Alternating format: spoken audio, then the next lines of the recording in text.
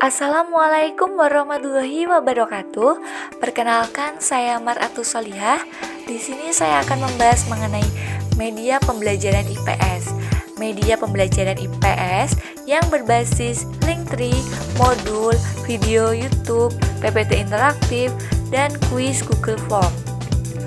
Pada kesempatan ini, saya akan membahas mengenai mini web Linktree. Di dalam Linktree ini sudah terdapat modul pembelajaran, PPT interaktif, video pembelajaran, dan kuis Google Form. Nah, untuk lebih lanjutnya, bisa simak video berikut ini. Langkah pertama untuk masuk ke web Linktree ini yaitu sebelumnya mengklik link Linktree yang sudah dibagikan. Pada bagian pertama ini terdapat sebuah modul, di mana modul ini dibuat dengan menggunakan desain dari Canva. Dan berikut isi dari modulnya.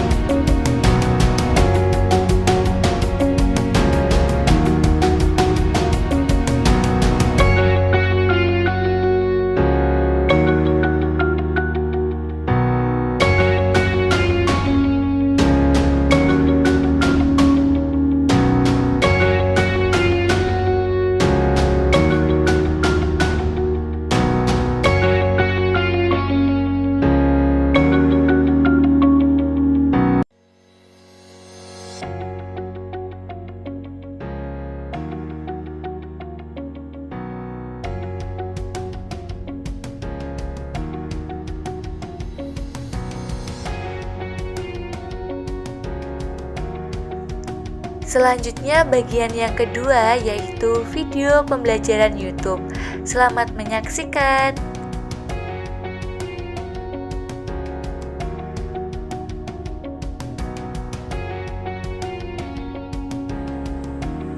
Hai, halo teman-teman semua, kembali lagi pada video pembelajaran kali ini. Dan kita akan membahas materi kehidupan masyarakat pada masa Hindu-Buddha. Namun sebelum masuk ke pembahasan, ada tujuan pembelajarannya nih, yaitu setelah menonton, audiens diharapkan dapat memahami kehidupan masyarakat pada masa Hindu-Buddha. Mari kita bahas yang pertama adalah masuknya kebudayaan Hindu-Buddha di Indonesia. Bangsa Indonesia mempunyai letak yang sangat strategis dalam jalur perdagangan internasional, sehingga banyak dilalui dan disinggahi oleh pedagang-pedagang asing, terutama India dan Cina. Berikut teori masuknya Hindu-Buddha ke Indonesia. Yang pertama adalah teori Waisya.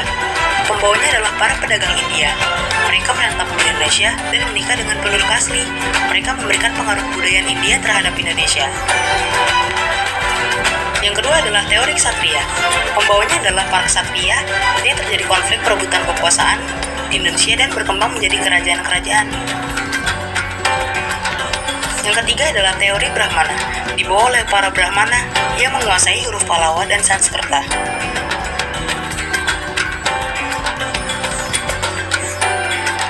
Yang keempat adalah teori arus balik, dibawa oleh para pelajar Indonesia yang pergi ke India dan belajar Hindu-Buddha lalu menyebarkannya di Indonesia.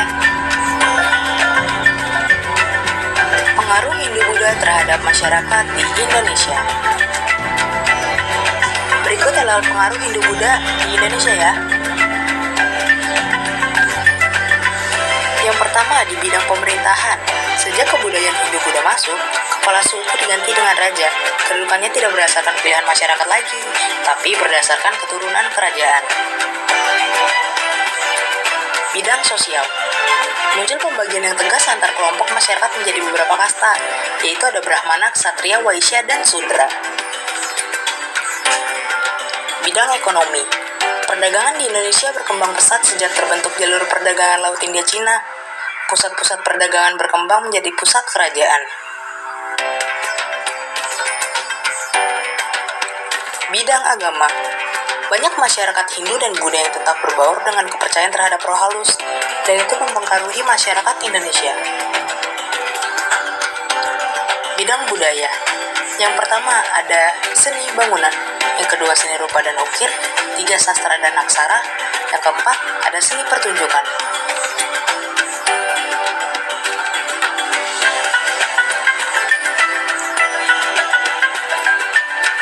Kerajaan Hindu-Buddha.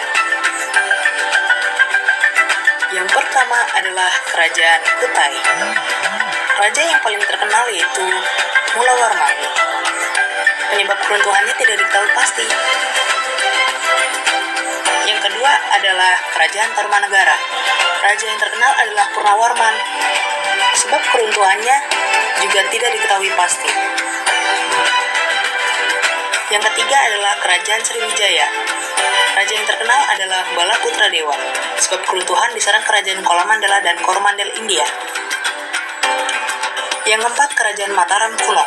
Raja yang terkenal yaitu Dyah Balitung, sebab keruntuhan terjadi bencana besar dan mendapat serangan dari Sriwijaya. Yang kelima adalah Kerajaan Medang. Raja yang terkenal adalah Erlangga dan penyebab keruntuhan yaitu pemberontakan dari Raja Gorawari. Yang keenam adalah Kerajaan Kediri. Raja yang terkenal adalah Jayabaya, sebab keruntuhan mendapat serangan dari raja-raja sah Kerajaan Tungapel. Yang ketujuh ada Kerajaan Singasari. Raja yang terkenal adalah Kertanegara, sebab keruntuhannya yaitu pemberontakan dari Jaya Katuang. Yang kedelapan ada Kerajaan Majapahit. Raja yang terkenal dari kerajaan ini adalah Hayam Wuruk, dan penyebab keruntuhannya yaitu perebutan kekuasaan dari internal kerajaan. Peninggalan-peninggalan masa Hindu-Buddha.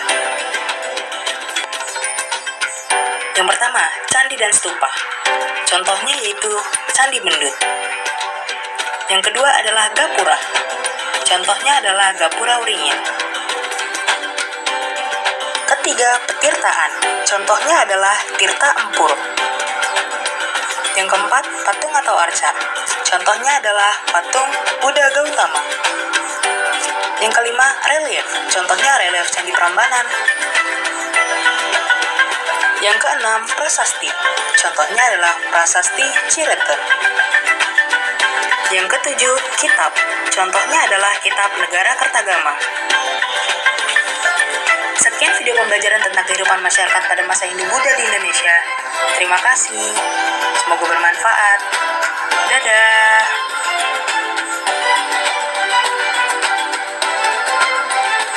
Setelah video pembelajaran selesai, di sini juga terdapat PPT interaktif yang dibuat dengan menggunakan desain Canva. Berikut isi dari PPT interaktif. Selamat menyaksikan.